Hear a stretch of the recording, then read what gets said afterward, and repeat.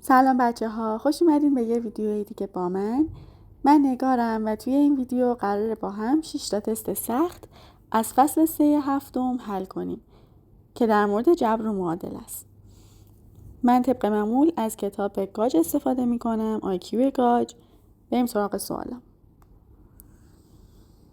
بخش اول این فصل در مورد الگوهای عددی بود و ما میخوایم سوال 104 رو با هم حل کنیم. خب عبارت رو نگاه میکنم. x مساویه با a منهای توی پرانتز b منهای توی پرانتز c منهای d. خب پس c منهای d من باید جدا باشن، دو تا شاخه جدا داشته باشن، وصل شده باشن به b و بعد این شاخه جدا وصل شده باشه به a. میام گزینه 1 رو نگاه میکنم. x مساویه که مینویسم a منهای b توی پرانتز چون کنار همن، حالا این منها شده از c منهای d. این گزینه 2 رو می نویسم. x مساویه با، از بالاترین شاخه شروع میکنم چون اگه بخوام از اینجا شروع کنم چیزی ندارم که a منهای b توی پرانتز منهای c دوباره توی پرانتز منهای d. این گزینه 3 رو بنویسیم. x مساویه با a منهای b منهای c منهای d که دقیقاً چیزیه که سوال از ما خواسته بود. پس گزینه 3 گزینه درست ماه. چون این سوال خیلی متفاوت بود دوست داشتم که حلش کنیم. بریم سراغ سوال 105 که الگویابیه. از ما پرسیده که شکل انوم در ترتیب مقابل از چند دایره تشکیل شده. خب ما برای الگویابی می‌اومدیم تعداد رو می‌نوشتیم زیر شماره شکل. شماره شکل 1 مون یه دونه است، 2 مون 3، 3 مون 6، 4 رو میشمارم 10. حالا باید سعی کنم که این الگوشو پیدا کنم. بچه‌ها من سوالایی از الگو رو که بهمون شکل میده خیلی دوست دارم چون خیلی بهمون کمک میکنه. الان مثلا برای این من میبینم که اینا شکل مثلث قرار گرفتن و به الگوی مثلثی فکر میکنم. الگوی مثلثی چی بود؟ n در n به علاوه 1 تقسیم بر 2 که n هم 1 توی شکل اول. میام مینویسم 1 ضرب در 1 به علاوه 1 میشه 2 تقسیم بر 2 ساده میکنم میشه 1. تا برای شکل اول درست جواب داد. برای شکل دوم رو ببینم 2 ضرب در 3 تقسیم بر 2 میشه 3. برای شکل دوم هم درست جواب داد. پس این الگو واقعا الگوی مثلثیه. اما خب فرض کنیم که ما الگوی مثلثی رو حفظ نبودیم، اصلا متوجه نشدیم. اون موقع چی کار میکنیم؟ که البته از شما انتظار دارم که این الگو رو حفظ باشین چون خیلی مهمه و خیلی تکرار میشه. میام میگم توی شکل اول که هیچی من یه دونه داشتم. توی شکل دوم من یه دونه‌ای دارم، یه دونه دوتایی زیرش. توی شکل سوم یه دونه بالا دارم، یه دونه دوتایی اینجا دارم، یه دونه ستایی هم زیرش. خب پس در اصل من حدس میزنم که الگوی من برای n باشه 1 به علاوه 2 به علاوه 3 همینجور بره جلو تا n. و ما خونده بودیم که جمع اعداد از 1 تا n چی میشه؟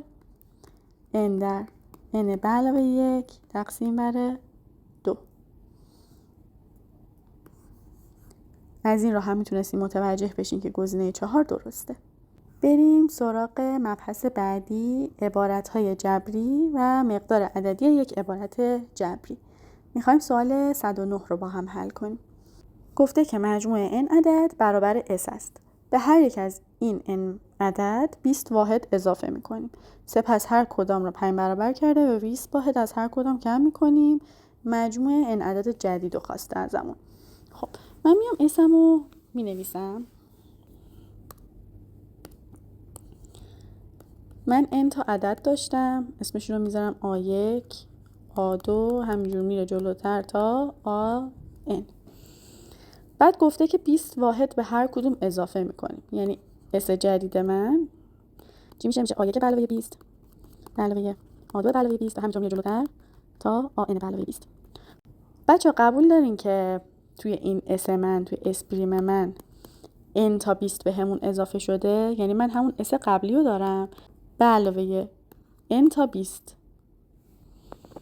حالا بعدش گفته که میایم هر عدد رو 5 برابر میکنیم. اس زگند من میشه 5 برابر A1 به علاوه 20 به علاوه 5 برابر A2 به علاوه 20 به علاوه این همینجور میره جلوتر تا 5 برابر آن n به علاوه 20. وقتی که ما توی یک عبارتی که بینش جمع و منهای یه عدد توی همشون مشترک بود، ما میتونستیم اون عدد رو فاکتور بگیریم. الان من میتونم از 5 فاکتور بگیرم. 5 رو میارم بیرون، توش همون اسپریم هم میمونه. پس یعنی اس زگند من هست 5 تا اسپریم. بعدش گفته که میایم 20 واحد از هر عدد کم میکنیم. بچه درسته که ما اینجا 20 واحد اضافه کردیم، ولی وقتی که 20 واحد ازش کم میکنیم اینا ساده نمیشن. چرا؟ چون این وسط ما 5 برابر هم کردیم. پس این 20 5 برابر شده. یعنی ما انگار به علاوه 100ش کردیم، حالا داریم منهای 20ش میکنیم. اگه از اول به این فکر میکردیم میتونستیم از اول به علاوه 80ش کنیم، ولی خب یه ذره گیج کننده میشد. خب حالا گفته که 20 واحد کم میکنیم. چی میشه؟ اسمشو دوباره میذارم اس با 3 تا خط. 5 A1 به علاوه 20 منهای 20 به علاوه همینجور میره جلوتر تا 5 AN به علاوه 20 منهای 20.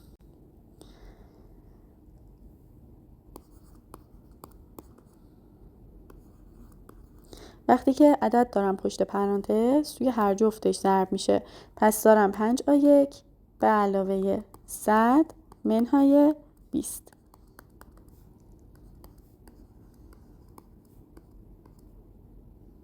که میشه به علاوه 80 دیگه.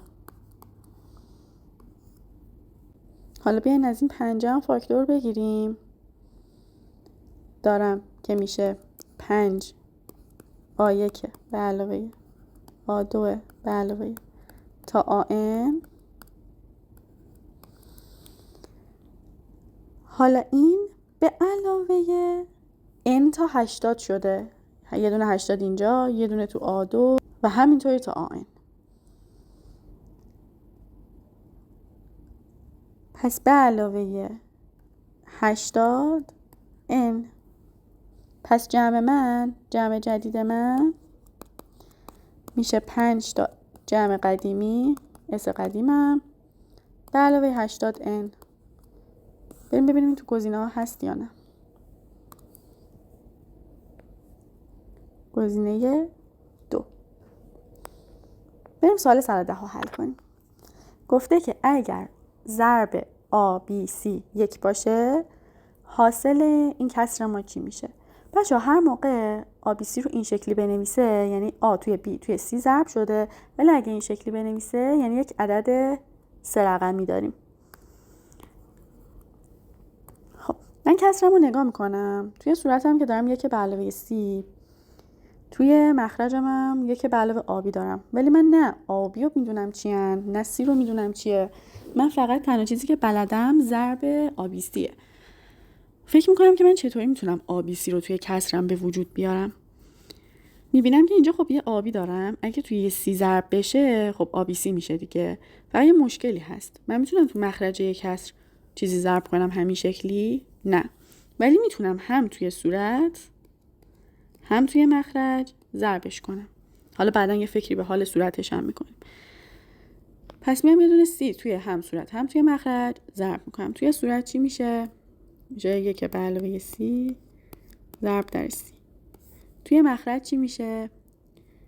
C توی 1 ضرب میشه C به علاوه ABC. ABC رو که من میدونستم 1، پس این هیچ. پس مخرجم چی شد؟ شد 1 به علاوه C که با 1 به علاوه C تو صورت ساده میشه و C میشه جواب ما.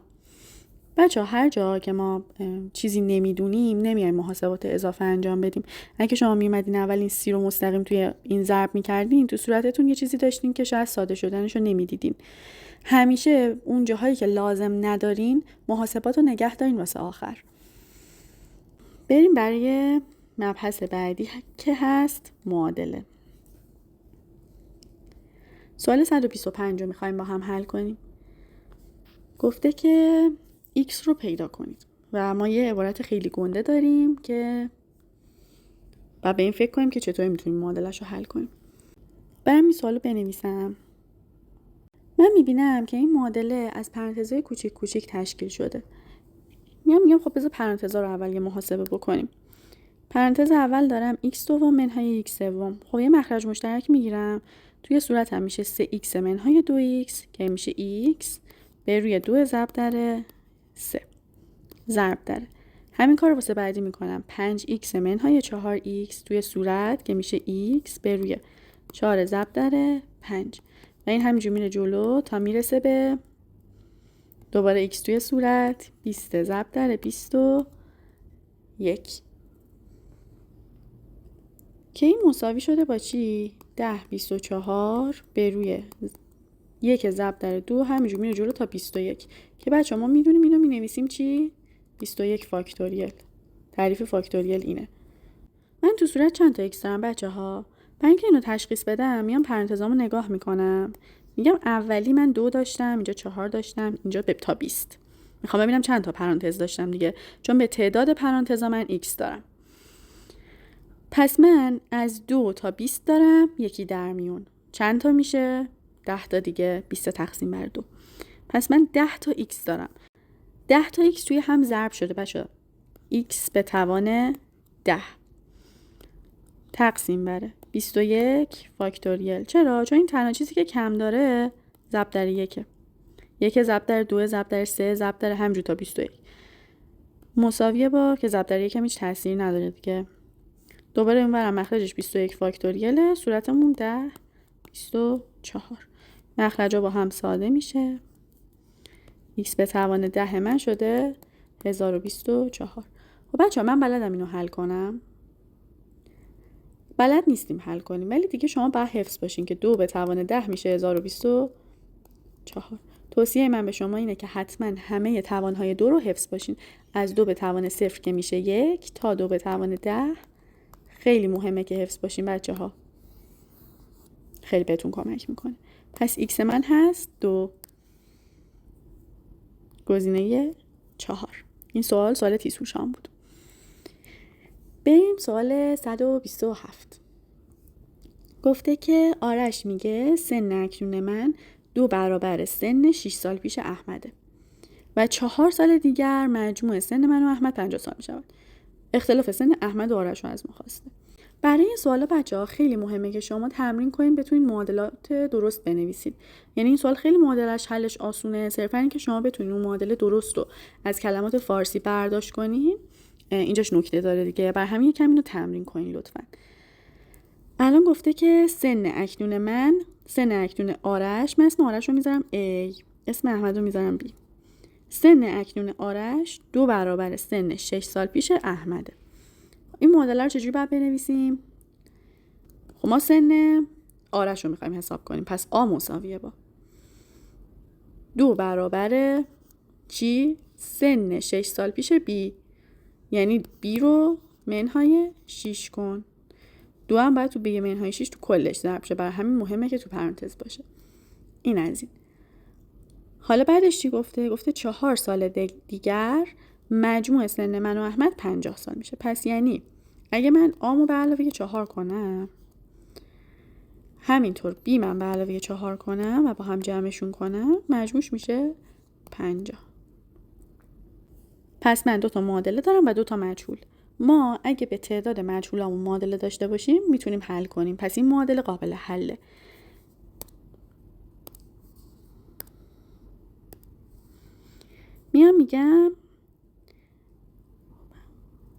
میگم اینجا ما آ رو تنها داریم. آ رو بر حسب بی داریم. پس هر جا از این به بعد آ دیدم به جاش اینو میذارم. اینجا توی این صفحه می نویسم. به جای آ میذارم 2b منهای 12. این توی این ضرب شد، توی اینم ضرب شد، علامت بینشون منها، به علاوه 4 به علاوه b به علاوه 4 مساویه با 50. بیا رو با هم، عددا رو با هم. 2b به علاوه b میشه 3b. منفی 12 به علاوه 4 منفی 8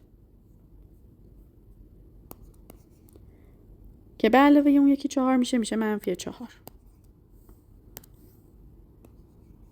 مساویه با 50. اعداد کنار هم، مجهولا کنار هم، 3b مساویه با این بعد بره این ور، علامتش منفیه میشه مثبت 50 به علاوه 4. پس 3b من شده 54. b میشه 54 تقسیم بر 3. این توی این ضرب شده، میره اونور تقسیم میشه. پس b میشه 18. ما سن احمد رو پیدا کردیم. احمد 18 سالشه. ولی ما سن جفتش رو میخوایم چون اختلافشون رو باید پیدا کنیم. با یه رنگ دیگه بنویسم قاطی نشه. پس ما b رو به دست آوردیم 18. حالا این b رو میبریم توی یکی از معادلاتمون میذاریم. این معادله راحت تره. ما میخوایم a رو پیدا کنیم دیگه. a میشه 2 18 منهای 6. 18 منهای 6 میشه 12. 2 ضرب در 12 میشه 24. پس a میشه 24. از ما اختلافشون رو خواسته. 24 منهای 18 میشه 6 گزینه 2. حل معادلش راحت بود بچه ها. نوشتن معادلش ممکنه که توش اشتباه کنید. پس حتما خیلی توش دقت کنید. این بود از 6 تا سوالی که ما قرار بود امروز حل کنیم. امیدوارم که این جلسه براتون مفید باشه. هر سوالی یا نکته‌ای دارین حتما توی کامنت ها برام بنویسین. و سوال 128 هم مشابه سوالیه که الان حلش کردیم. به نظرم خیلی خوب میشه که به عنوان تمرین حلش کنین. خسته نباشین.